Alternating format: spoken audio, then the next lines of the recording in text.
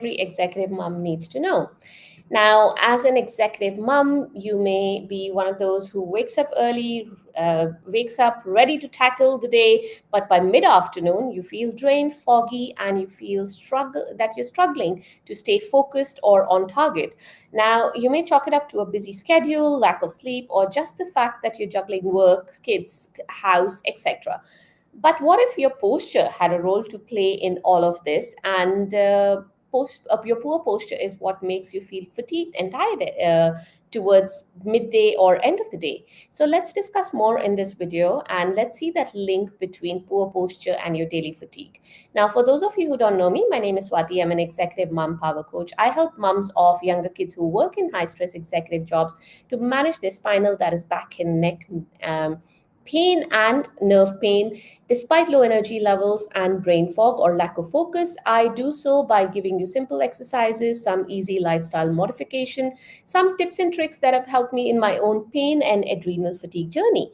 Now, I do so without taking away a big chunk of your time because we're moms, we're busy people. So let's get into the topic for today, which is the hidden link between poor posture and daily fatigue and what every executive mom needs to know.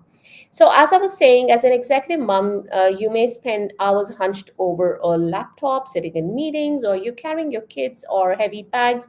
And over time, poor posture does not just lead to discomfort, it starts to affect your energy level, your mental clarity, and even your productivity, whether it's at work or at home. And let's discuss how this poor posture actually impacts your fatigue and what can you do to fix it, because it's good to know how it impacts, but what can you really do? And these solutions that I talk about tend to be really simple and easy um, because who's got the time for complicated things, right? We're already so busy. And simple and easy does not mean ineffective. It has worked for me, and I do hope it does for you too. All right, so very first thing, and the main point that I want to make in today's video is poor posture will interfere with your breathing mechanics and it'll make you more tired. Let's look at how. Now, when you slouch, do you see how my chest, instead of being open and expanded in this good posture, it gets totally compressed.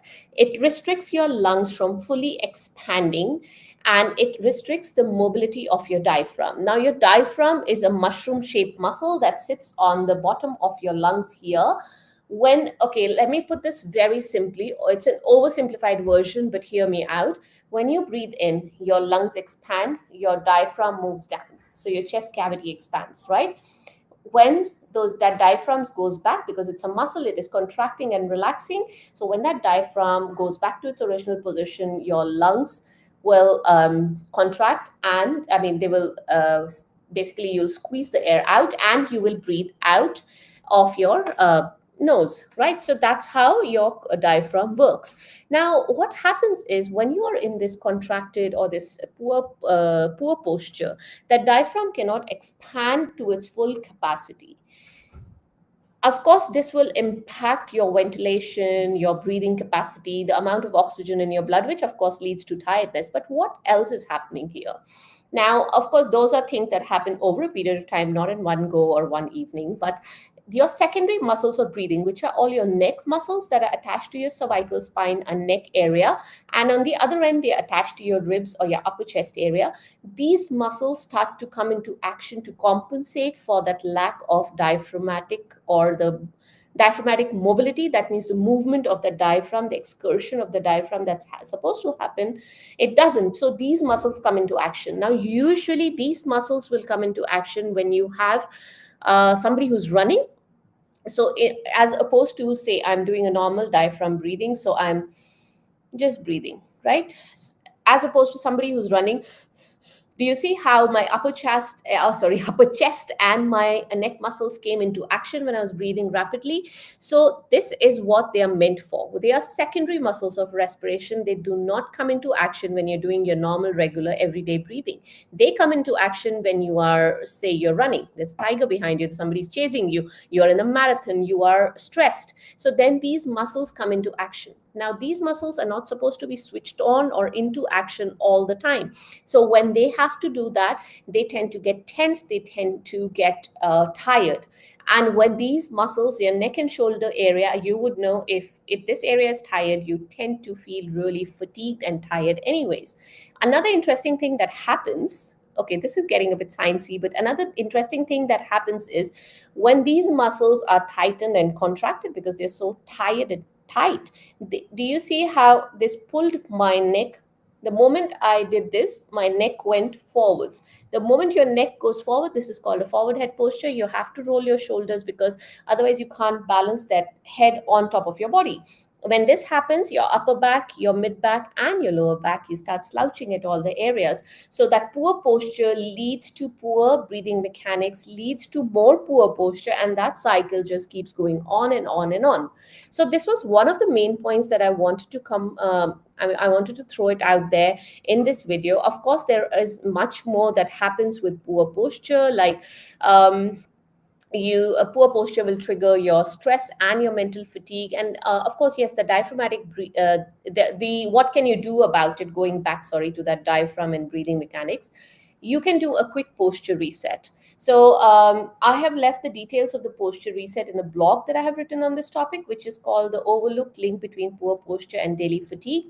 I will leave the description, I'll leave a link to that blog in the description of this video. Or if you're on Instagram, you can find the link in my bio. If you can't find it in any of the places, let me know. I'll send it across to you. That blog also has a lot of other links. It has a video on 5 easy tips to manage postural fatigue and brain fog while managing a high stress job, which is very relevant to what we're talking about. It has a free guide which shares quick practical strategies to um, help you feel energized without adding to your already full schedule, right? So there is a lot of stuff in there. So have a look. Anyway, so going back, it also has the details of the posture reset. Excuse me, but the posture reset is basically you sit or stand tall, roll your shoulders back, let your chest expand, and take a few deep diaphragmatic breaths. So if when you do that diaphragmatic breathing, it also helps you de-stress, which is actually my next point. Now, the diaphragm, when you are doing your diaphragmatic breathing, it activates your core, it helps you de-stress, it helps your lung capacity. So there's a lot of good involved in that. So the blog will give you more details on it. However, moving on, poor posture also triggers stress and mental fatigue. Now, what happens is when you are in a poor posture, your body is slumped or slouched like this. Your nervous system interprets this as stress. It increases your cortisol level, leaves you even more tired. Because what happens when you're stressed or when you are angry or stressed? This. Do you see how immediately this is the same as a poor posture or a slouch posture? So your body thinks you are stressed, releases that cortisol. Once that cortisol high is over and it drops down because your body is flooded with cortisol, and after that it's like, okay, no more cortisol left, and drops down, you feel really drained and tired. So those posture resets, those diaphragmatic breathing again is very applicable here. Apart from that, you can also do some movement breaks. So basically get up and move every uh, ideally 5 to 10 every hour for about 5 to 10 minutes. But if it's not possible, there are some desk based exercises you can do. Again, details are in that blog. The link to that blog is in the description of this video.